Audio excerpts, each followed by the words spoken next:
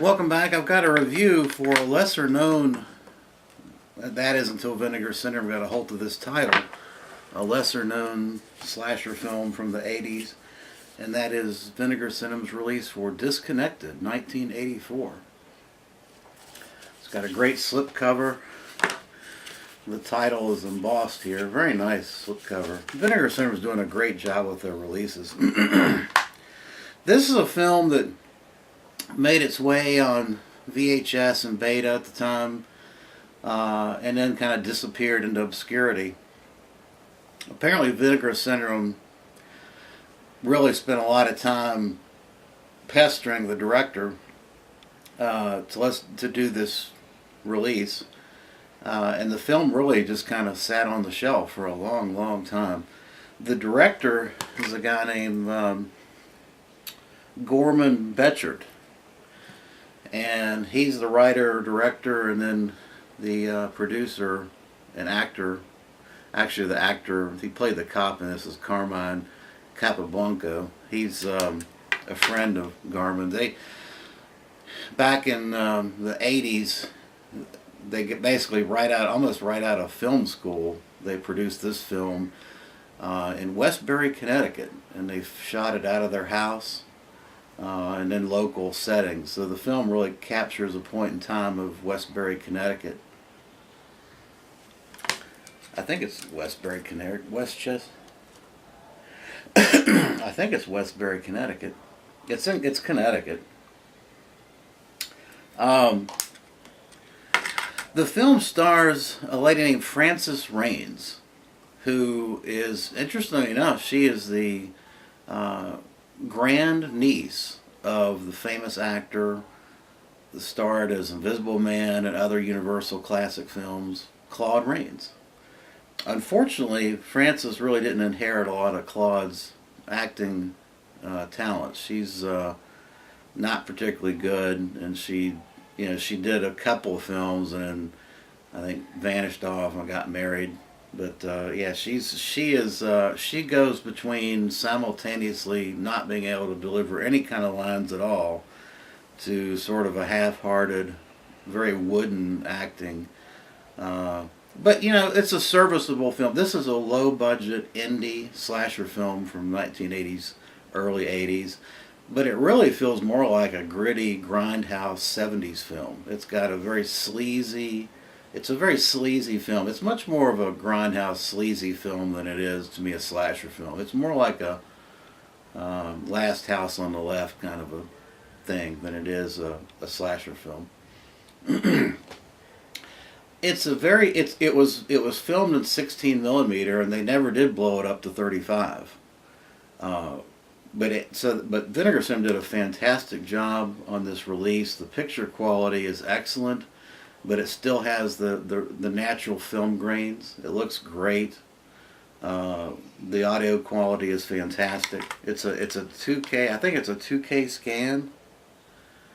Yeah, it's a 2K scan of the original 16 millimeter, and it's sounds and looks wonderful.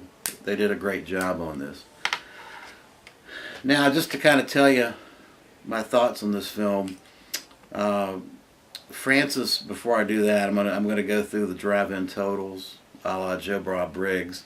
Basically, Frances plays Alicia, and Alicia works at a video store, and she starts receiving these obscene phone calls from a mad killer who is simultaneously courting her and killing off other women. Now, the interesting thing there's a lot of interesting things about this film. The acting is not particularly good. It's very wooden, and it's shot in a docudrama style, which I think gives it extra grittiness. But it's got a lot of interesting features about it. I just couldn't take my eyes off of it, and I think I'm going to cover some of those in Joe Bob Briggs totals. So let me go through those totals for you. First up, one of the fundamental problems with this film, classifying it as a slasher film, is difficult because there's only really 4 kills, and one of them is off screen practically. So it really doesn't qualify for the standard scoring that I usually give it. But there's enough fun and interesting things in this film that I can still kind of give it the Joe Bob Briggs scoring system, the drive-in totals. So here we go. One strangling with a cloth rope, one bloody body in a bed. And that's a great scene, by the way, and it's a very disturbing scene. There's actually two in this. So the killer is courting Alicia, and he's talking to her on the phone, and then the camera pans wide to him sitting in bed with a dead body. It's really very effective.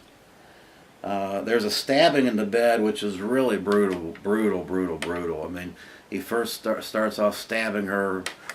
You know, it's a little bit implied, but basically you can see he's stabbing her in her lower abdomen, and then it goes from there, kind of Last House on the Left style. Pretty brutal.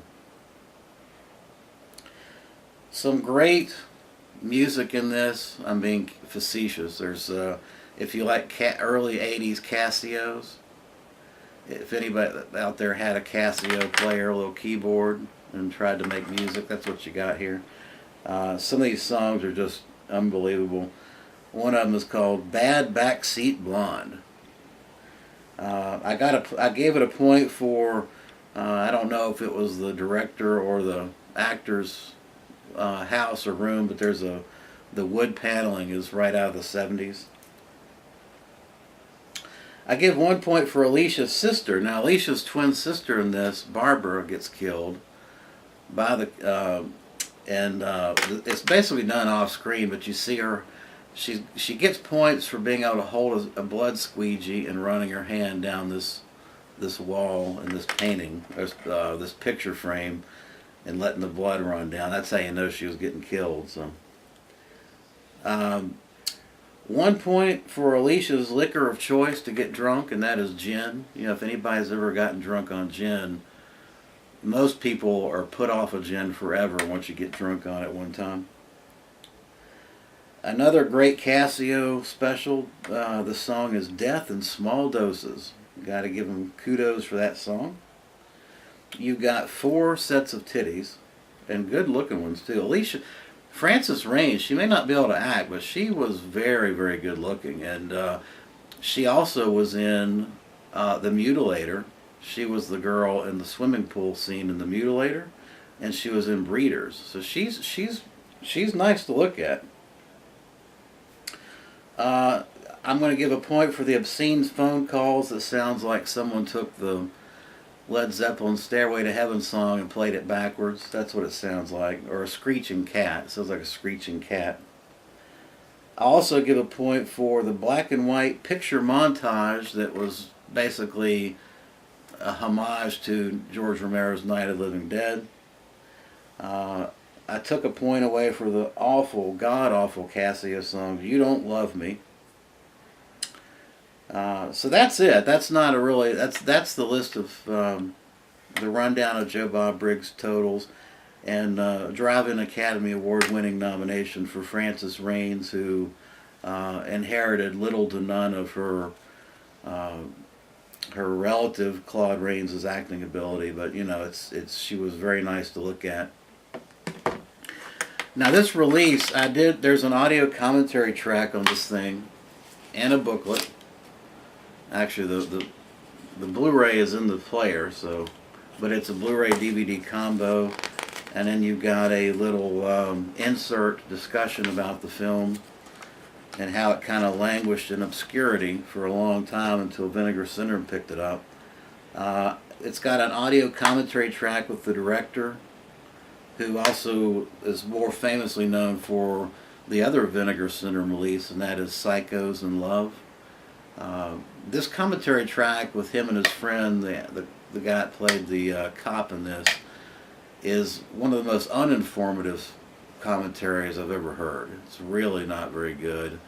All it is them kind of reminiscing about the houses they used to live in from the scene. You know, hey, do you remember this lamp from this scene at my house? You know, and look at that wood paneling, and look at that old table I used to own. It's like, who gives a fuck? I mean, I really wanted to know more about how the film came to be and how it got funded, and particularly the ending. The ending of this film. There's two things about this film that are interesting. One is the killer is captured or killed off screen 2/3 of the way into the film, but the calls to Alicia don't stop. I thought that was very bold filmmaking, particularly at that time. And then the other, which I really was hoping they would explain, was the ending. The ending is either very disturbing or completely baffling. And I kind of fell into the camp of completely baffled. I'm not sure. It almost feels like it was a script issue, or it was incomplete in some way. I just, it's hard to believe that it was done intentionally that way. And if it was, I'd love to know why and what it was. I mean, the ending to me is a complete bafflement. But the commentary was a disappointment. There's the interviews with the director on this, interview with the actor Carmen Coppola, a director introduction, and then a short film, 20 Questions, which is a documentary that Gorman did way back in his student days. There's a Q&A festival screening, and of course the booklet. So this is a typical Vinegar Syndrome loaded release, and I give it an 8 out of 10, both the film and the release. It's an interesting slice of 70s sleaze that carried over into the early 1980s. And it's just an interesting film. It really don't qualify to me to be a pure slasher film. It's just a gritty, grimy, sleazy horror movie. Along the lines of House at the End of the Park or Last House on the Left type thing, or I Spit on Your Grave. But I definitely recommend this release if you don't have it. Vinegar Syndrome did an excellent job, and comes with my recommendations. So there is Disconnected, and I hope you enjoyed it. Thanks for watching.